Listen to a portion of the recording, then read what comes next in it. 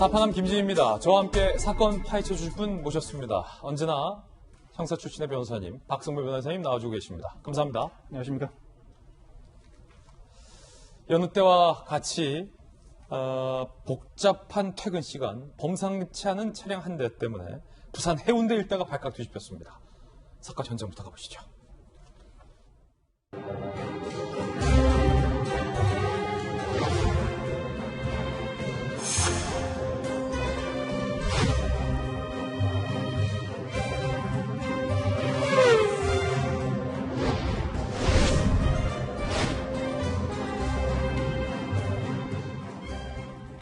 첫 번째 단서부터 바로 살펴보겠습니다. 첫 번째 단서는 스키드 마크입니다. 어떤 걸 의미하는지 디테일하게 들어가 보겠습니다.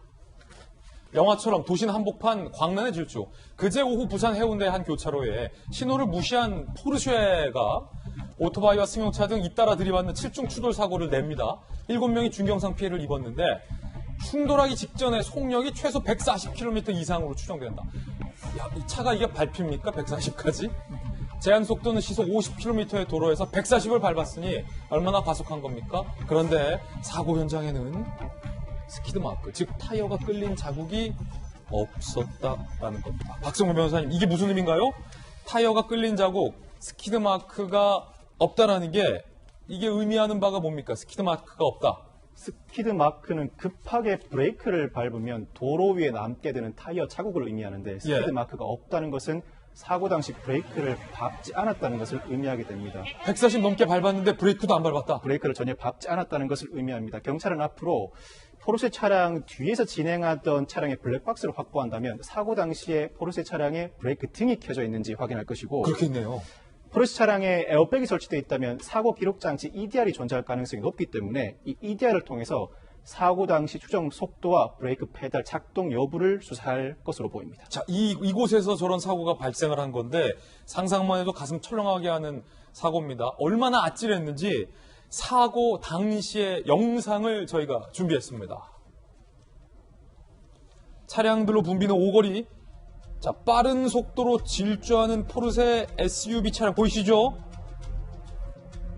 자, 앞서가던 오토바이와 승용차를 잇따라 들이받습니다. 워낙 속도가 빨라서, 목격자들의 이야기 들어볼까요? 갑자기 이제 쾅하는 소리에 이제 고개를 돌려보니까 이제 검은색 차량이 이제 공중에서 뺑글뺑글 돌면서 저한테 다가오고 있더라고요.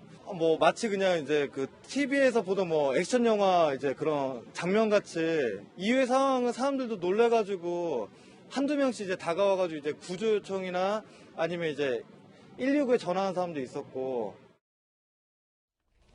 목격자도 놀랬고 이걸 지켜보는 저희들도 놀라고 있는데 얼마나 빨리 달려갔는지 확인하셨죠? 두 번째 단서 살펴보겠습니다. 3차 사고입니다. 이 이전에 무언가가 있었다라는 얘기입니다. 함께 보시죠.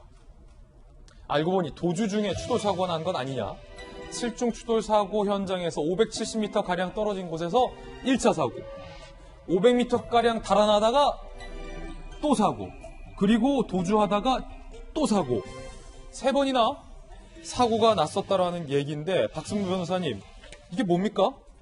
이 포르쉐 차량은 말씀하신 것처럼 7중 추돌 사고 현장 인근 570m 지점에서 정차해 있던 차량을 추돌합니다. 그러고도 그대로 내달려서 앞서가던 차량을 추돌하는 사고를 또 일으킵니다. 이렇게 1차, 2차 사고를 일으켜고도 아무런 조치를 취하지 않고 그 속도 그대로 진행하면서 7중 추돌 사고를 일으키게 된 것인데, 사고를 일으킨 경우에 운전자에게는 자신의 인적 사항을 제공하고 피해자를 구호할 의무가 부과되어 있죠. 이 의무를 이행하기 위해서 경찰에 신고도 하고 보험회사에 사고 접수도 하게 되는데 아무런 조치를 취하지 않고 1, 2차 사고가 발생했음에도 전혀 개의치 않는 듯한 모습을 보입니다. 계속 도망간 거네요. 1차 사고 나고 도망가고, 그렇죠. 2차 사고 내고 도망가고, 3차 사고까지 나고. 그렇죠. 1, 2차 사고만으로서 특가법상 도주차량죄, 도로교통법상 사고 미조치죄에 해당하는데 1, 2차 사고에도 전혀 개의치 않고 달리던 속도 그대로 달리는 모습, 정상적인 운전 양태가 아니죠. 이 포르쉐 운전자 그렇지만 음주운전도 아니었고 무면허 운전도 아니었습니다. 그래요? 이런 상황인데도 이렇게 빠른 속도로 달려나간다? 경찰은 관련된 의혹에 대해서 집중적으로 추궁할 수밖에 없었습니다. 술에 취한 것도 아니고 무면허도 아니다. 보통 탁 부딪혀도 내려서 어떻게 됐는지 좀 살펴보는 게 상식인데 여기에서 이 포르쉐 운전자의 정체가 무엇인지 궁금합니다. 마지막 단서가 나옵니다. 마지막 단서는 바로 흡연입니다. 어떤 게 흡연인지 함께 보시죠. 환각 상태에서 위험천만한 질주를 한 건 아니냐. 사고 전 차 안에서 대마초를 흡입했다. 어제 경찰 조사에서 이렇게 얘기합니다. 동승자로부터 대마를 건네받았다는 겁니다. 포르쉐 운전자, 지인을 시켜서 블랙박스 메모리 카드를 빼돌렸다. 경찰 추궁에 다시 제출하기도 합니다. 그런데 당시 차량 안에 60여 개의 통장이 발견되기도 했다고 하는데요. 경찰의 이야기 한번 들어보겠습니다. 이 1차, 2차 사고 있었는데 그게 석연찮잖아요. 뭐 운전한 것도 아니고 약물이나 그런 거로 인한 사고일 수도 있기 때문에 조사를 이제 하니까는 시인을 한 거죠. 차 안에서 대마 흡입하고 운전했다. 뭐 기억이 잘 안 난다 그런 거지. 상식적인 판단, 상식적이지 않은 판단은 바로 대마초 때문이었던 거예요. 운전자 A씨가 동승자 B씨로부터 대마를 건네받아 대마를 흡입한 상태에서 운전했다고 자백을 합니다. 약물 검사에서도 양성 반응이 나오게 되는데 이와 관련해서 A씨는 이날 대마를 처음 접했다고 진술하고 있고 B씨는 이 대마를 인터넷에서 구입했다고 진술하고 있습니다. 이 확보한 포르쉐 차량 블랙박스 영상을 보면 1, 2차 사고 시에 B씨가 A씨에게 주의를 촉구하는 말을 여러 차례 반복합니다. 예. 그렇지만 A씨가 제대로 들리지 않는지 이 말에 개의치 않고 그대로 질주하는 모습을 보이는데 대마의 영향으로 광란의 질주가 이어졌다고 추정할 수 있는 대목입니다. 경찰은 마약류 관리법 위반에 대해서도 수사를 확대하고 있습니다. 아니 그런데 대마에 취해서 환각 상태에서 저런 사고를 냈다는 것은 수사를 해보면은 뭐 나올 것 같은데 그 이후에 증거를 인멸하라는 정황도 있어요. 이거는 온전한 정신으로 한 거 아닙니까? 그렇습니다. 사람 시켜서 메모리 빼돌린 거. 그렇죠. 사고 직후에 이 포르쉐 차량 파손 정도가 너무 심해서 경찰이 현장에서 블랙박스를 수거하지 못하고 서비스 센터에 맡기게 되는데 이 사이에 포르쉐 운전자 A씨가 지인을 시켜서 블랙박스 칩을 빼돌립니다. 사고 현장에는 분명히 블랙박스가 존재했는데 예. 갑자기 사라졌으니 경찰이 강하게 추궁할 수밖에 없었고 이 추궁에 A씨가 결국 빼돌렸던 블랙박스를 제출하게 됩니다. 예. 이 지인에 대해서도 경찰은 증거인멸 혐의로 수사를 이어나가고 있는데 여기에 더해서 이 차량 안에는 통장 60여 개가 든 가방도 발견됩니다. 아니 이건 뭡니까? 통장이 아무리 많아도 60여 개요. 통장 60여 개를 그것도 차에 보관하면서 가지고 다닌다는 것 상당히 이례적이죠. 예. 경찰이 어디서 나온 것인지 추궁을 했더니 A씨는 부동산 관련 사업을 하면서 수년간 모아온 것이라고 진술하고 있지만 부동산 사업하면서 대마와 관련된 것은 아닌지 혹시 또 다른 범죄 혐의에 연루된 것은 아닌지 경찰은 수사를 이어나가고 있습니다. 아직까지는 범죄 혐의가 발견되지 않은 상황입니다. 그렇군요.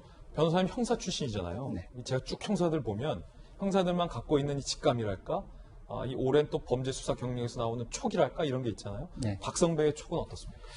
제가 단정할 수는 없습니다만 부동산 관련 사업을 하면서 60여 개 통장을 가지고 있다는 것은 기획부동산 사기이거나 아니면 분양 사기일 가능성이 상당히 높습니다. 자, 이거는 추정입니다. 추정입니다. 개인견해죠. 예, 개인견입니다. 그리고 대마와 관련돼 있다면 대마 단순 소지 투약을 넘어서서 매매 알선 과정에 개입했고 그 과정에서 이렇게 많은 통장을 사용했을 가능성도 배제하지 못합니다. 예. 자, 이것은 이제 수사의 가능성에 대해서 말씀을 해준 것이고, 그렇습니다. 단정적으로는 아직 확인된 바 없다라는 말씀도 계속 네. 해주시고 계신 거죠. 네네. 박성배 변호사와 함께 이번 사건 풀어봤습니다. 박 변호사님 감사합니다. 감사합니다.